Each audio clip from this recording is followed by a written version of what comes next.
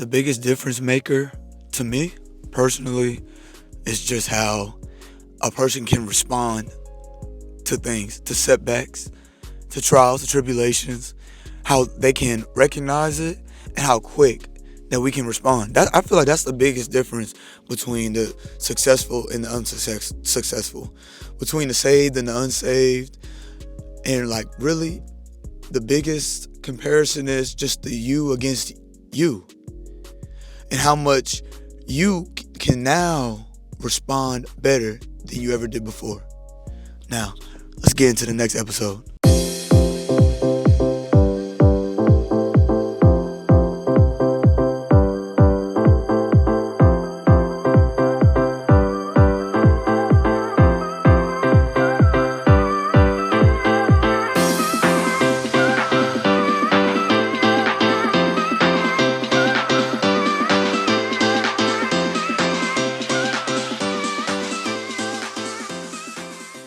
Yo, what is good, everybody, man? Hopefully everybody's feeling loved and blessed as always, bruh. Welcome back to another Kids Room Podcast episode. And today, we're going to be talking about how are you going to respond? How am I going to respond?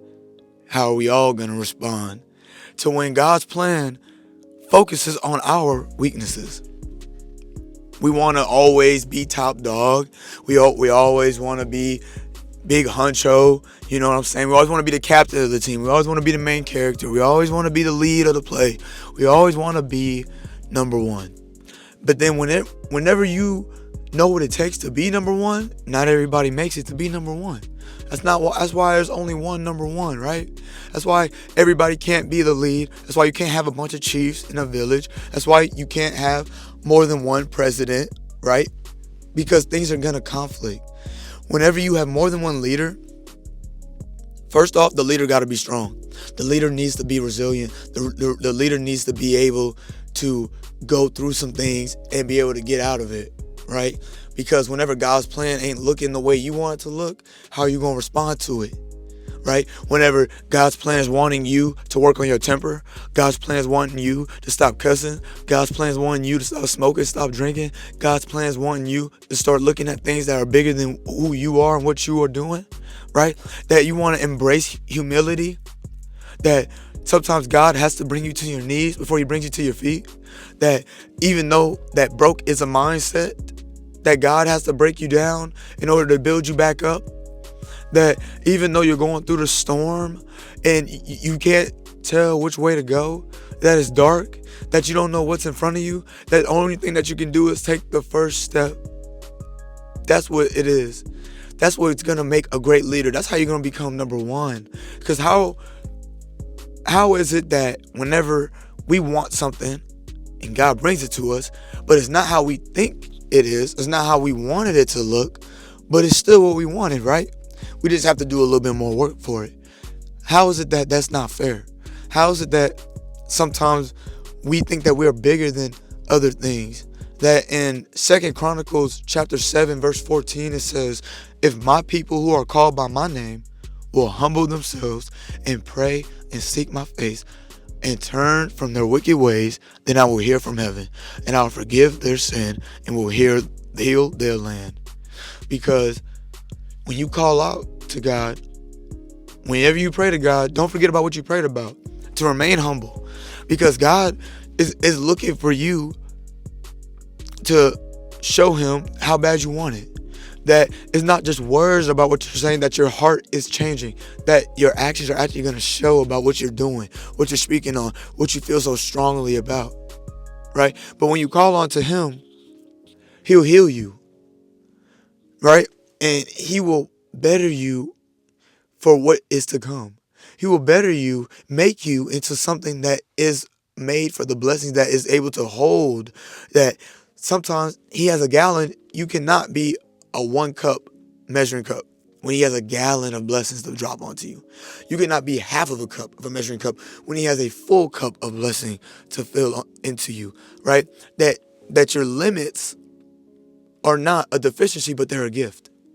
That your limits, your boundaries sometimes are not negative, but they're positive.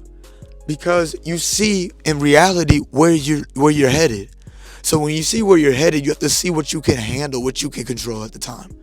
In that the limits that you have are not negativity, is not things to bring you down, but it's only for things to keep you where you're at, to keep you humble, to keep you grounded. Because then when you know you have limits, that you know that God is limitless. That whenever you know you have boundaries, that God has no boundaries. That when you know that you're stuck in a box, that God can get you out of that box, right? Because in 2 Corinthians chapter 12, verse 9, it says, "My grace is sufficient for you, for my power is made perfect in weakness." So how are you going to respond in times of weakness? How are you going to respond? Or are you going to quit on what God is doing for you now because of the weakness? You're quitting on what God's doing for you now because of what you're trying to do and where you're trying to go. Now you're trying to take the wheel from God. But relax.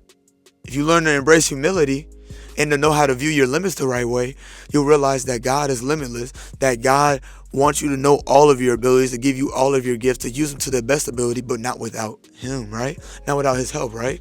Because the use of your limits can set healthy boundaries. That you know that you need to stop drinking. So instead of going cold turkey on it, instead of drinking 5 drinks in a night, drink 1, right? I'm not saying that I'm better than anybody, because at the end of the day, I've done my things, and I've had my own addictions, and I've had my own struggles on what I need to quit and things like that and how I view it.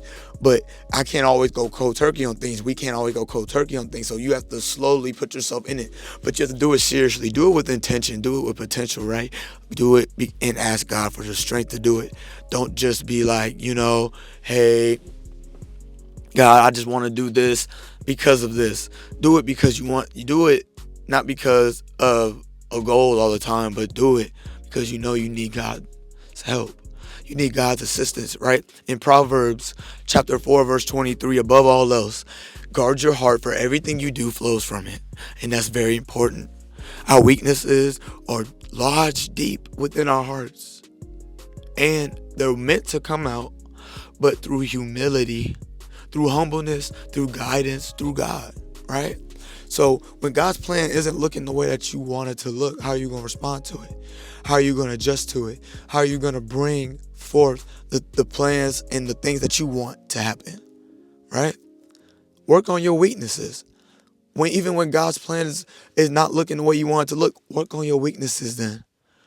Let it pull it out of you. Gain the knowledge, gain the wisdom, move forward, gain that strength, and gain the abilities, and watch how it changes your life, and watch how God starts to bless you and bring things forth. Because God is not here to set limits and boundaries on your life because that's what you have and that's what life is going to bring you, or that's what He wants in your life. It's because He's like, use me, use Him, use the strength that He wants you to have, use His strength and get through everything and become limitless. But I appreciate y'all, man. Like, subscribe, comment on the video. Let me know what y'all think about it. Let me know how y'all feel about it. Things like that, man. Share with somebody else. And I appreciate y'all for tapping me in with this one. And I will catch y'all on the next one.